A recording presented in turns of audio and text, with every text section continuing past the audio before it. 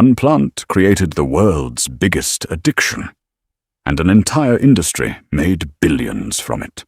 It doesn't glow, it doesn't make a sound, it doesn't look dangerous. Yet this single plant has killed more people than many of the deadliest wars in human history. Every year, millions of people willingly buy it, light it on fire, and inhale it, fully aware that it could shorten their lives. So here's the real question. How did the world become addicted to something that was never meant to be inhaled hundreds of times a day? The answer isn't as simple as nicotine. It's a story of psychology, brilliant marketing, scientific manipulation, and one of the most profitable industries ever created. Cigarettes didn't become a global habit by accident. They were sold as freedom, as confidence, as sophistication, and even as health. Behind the advertisements, the movie stars, and the billion-dollar campaigns was a product designed to keep people coming back. This is the story of how one ordinary plant became the world's biggest addiction. But before cigarettes conquered the world, tobacco was something entirely different. Long before it became a global addiction, tobacco was simply a plant. Indigenous peoples in the Americas had used it for centuries in religious ceremonies, healing practices, and cultural rituals. It wasn't something people consumed all day, every day. It had a purpose, and its use was limited. Everything changed in 1492, when Christopher Columbus arrived in the Americas. European explorers noticed the plant and brought it back across the Atlantic. At first, tobacco was seen as something exotic. Doctors believed it could treat headaches, toothaches, and even diseases. Wealthy families considered it a luxury, and demand spread rapidly throughout Europe. As demand grew, tobacco became far more than just a plant. It became a business. Vast plantations were established across the Americas, producing enormous amounts of tobacco for European markets. Governments taxed it. Merchants made fortunes from it. Entire economies began to depend on it. But despite its growing popularity, tobacco still wasn't the product we know today. Most people smoked pipes, cigars, or used it in other forms. It wasn't yet an everyday habit for ordinary people. That would soon change. A simple invention would make tobacco cheaper, easier to use, and available to almost everyone. And from that moment on, history and human health would never be the same. The invention of the modern cigarette changed everything. For centuries, smoking tobacco required time and effort. You had to prepare a pipe, roll tobacco by hand, or smoke a cigar. It wasn't something people did every few minutes throughout the day. That changed in the late 19th century. In 1880, an inventor named James Bonsack created a machine that could produce cigarettes at an incredible speed. Instead of making a few cigarettes by hand, factories could now manufacture thousands every hour.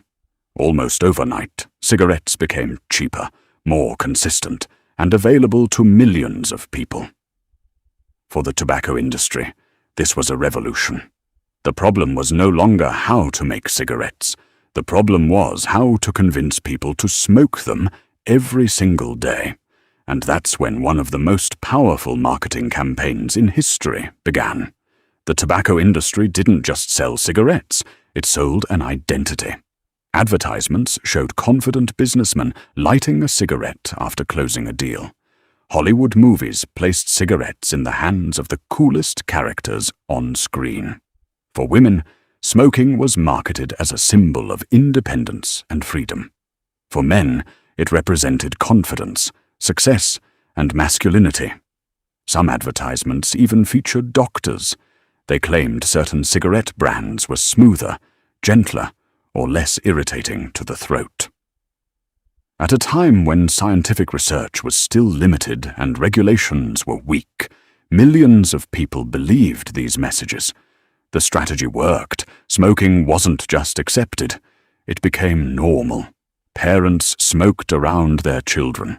Airplanes had smoking sections. Offices, restaurants, hospitals, and even television shows treated cigarettes as an ordinary part of everyday life. The more people saw others smoking, the more natural it seemed to start themselves. But while the public was buying an image, something far more powerful was keeping them coming back. It wasn't the advertisements anymore. It was the chemistry inside every cigarette. The real product was never the tobacco. It was the addiction. Every time someone inhales cigarette smoke, nicotine reaches the brain in just a few seconds. Once it arrives, it triggers the release of dopamine, a chemical often associated with pleasure, motivation, and reward. At first, the effect feels small, a moment of relaxation, a brief sense of satisfaction. But the brain learns quickly. The more often nicotine arrives, the more it begins to expect it. Over time, the brain adapts by relying on nicotine to produce the same feeling it once created naturally. Without it, many smokers don't just crave another cigarette. They feel restless, anxious, or irritated. That's what makes nicotine so addictive. The cigarette isn't simply creating pleasure anymore. It's relieving the discomfort caused by not having one. Many people believe smoking helps them reduce stress. In reality, much of that relief comes from satisfying nicotine withdrawal. The cycle repeats itself over and over, making it feel as though the cigarette is solving a problem that it helped create in the first place. And while addiction was growing stronger, the health consequences were becoming impossible to ignore. By the middle of the 20th century, scientists began finding strong evidence linking cigarette smoking to lung cancer, heart disease, and many other serious illnesses. The image that had been carefully built over decades started to fall apart. Governments introduced warning labels. Television cigarette advertisements disappeared in many countries. Smoking bans slowly spread through workplaces, restaurants, airplanes, and other public spaces. Public opinion changed. What had once been seen as fashionable was now increasingly recognized as a major health risk. But even after the warnings became impossible to ignore, billions of cigarettes continued to be sold every year. Because by then, this wasn't just a product anymore. It had become one of the most powerful addictions the world had ever seen. The story of cigarettes isn't just the story of a plant. It's the story of how psychology, marketing, and addiction came together to create one of the most profitable products in human history.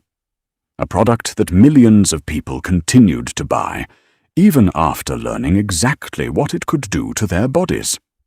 It reminds us of something much bigger than smoking. The most powerful products aren't always the ones that force us to use them. They're the ones that convince us we want them. Today, cigarettes are no longer advertised the way they once were, but the strategies that made them successful never disappeared. They simply evolved. The same principles of attention, habit, reward, and repetition can still be found in many of the products we use every single day. The real lesson isn't just about cigarettes. It's about understanding how easily human behavior can be shaped when psychology becomes a business. Because once you understand how something is designed to influence you, you become much harder to control. One plant created the world's biggest addiction. But the greatest danger was never the plant itself. It was how easily people could be convinced to depend on it.